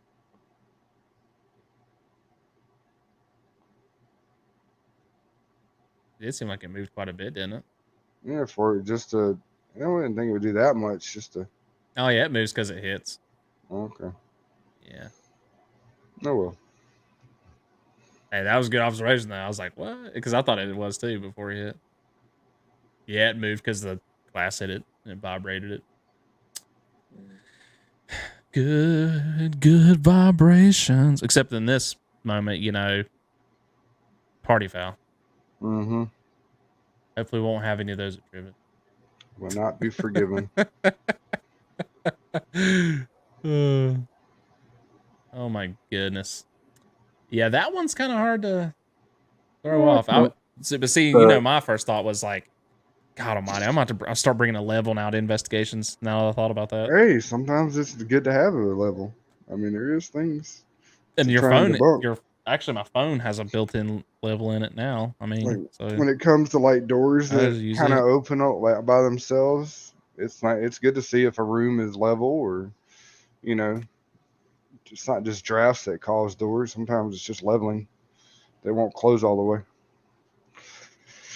Heck yeah. All right. That is the news, y'all. Some interesting stuff. Mm-hmm. I appreciate y'all coming in for the open mic night. I enjoyed it. So usually we've just been doing this now if I don't have anyone on for like interviews and stuff. So I think it's fun whenever you just get together and just talk. Yeah, talk about stuff that's around the world, and you know, instead of talking about the same old. Yeah. So, and sometimes you learn stuff. Hell, I learned about Mad Honey the other week, and then we learned about the Nagul or whatever it's called. That was an interesting creature. That's for sure. Oh. Kelly says, thank you. And that she enjoyed the show. And that's what we aim for. Kelly took my place this week. Yeah. Yeah. She was the commentator. Mm-hmm. All right. Well, like my boss said earlier tonight, the show is canceled for next week due with, you know, our event coming up. And I think I was rescheduled for the 24th to be on the Paracrew podcast show. So that'll be the Wednesday. And that'll be the last thing I'm on till obviously Friday night. So whoever watches this back or is watching now, be sure to check in with First Line Paranormal and PD Region Paranormal for videos coming out the wazoo. I mean, we're talking TikTok videos, pictures and videos being posted on Facebook pages. We're going to be streaming through StreamYard when we do just even behind the scenes stuff. But we're definitely going to have at least 2-hour videos of just investigating. Probably one from our team and then one from PD, you know, for each 2 nights. So, but alrighty. Kelly says, Jonathan. What? What did I do? Say your last piece before I cut the stream. Yes. Well, at least you spelled my name right. I'm just happy to see my name right. Everybody puts an A at the end. Bothers me for some reason. Indubitably. I might have done that earlier. No. Can't remember. No. But Oh well. well, Okay, so I guess we're gonna end it here. Yeah, Daryl, it's nice seeing you, brother. I'm good. And, huh? Oh no, I was just. You were taking my spot. It was good. It's a good thing. It's good. Well, we'll compete next time. God dang it, Bobby. Yeah. All right, y'all. All right, Cody. That's it. See you next week. I'll see you next week. Yeah, no, I on said Friday. I'll see you. Yeah, Friday. I'll see you there. I see you. Oh. We'll get to formally meet, man. Yeah. There's gonna be so much shit come out of this. I swear. There'll be a lot of memes coming out of this. As Brian says, there'll be some hurt buttholes. Oh no! I hope my name isn't drawn. We'll make sure that happens. We're gonna fix it up. All right, y'all. Thank y'all for being part of the show, and hopefully some people get some laughs or some interesting news when they watch this tomorrow. They're sleeping. But thank you for staying up, Daryl. And yeah, I'll see y'all back on this show in 2 weeks. 2 weeks. So, later, y'all. Bye. Bye-bye now.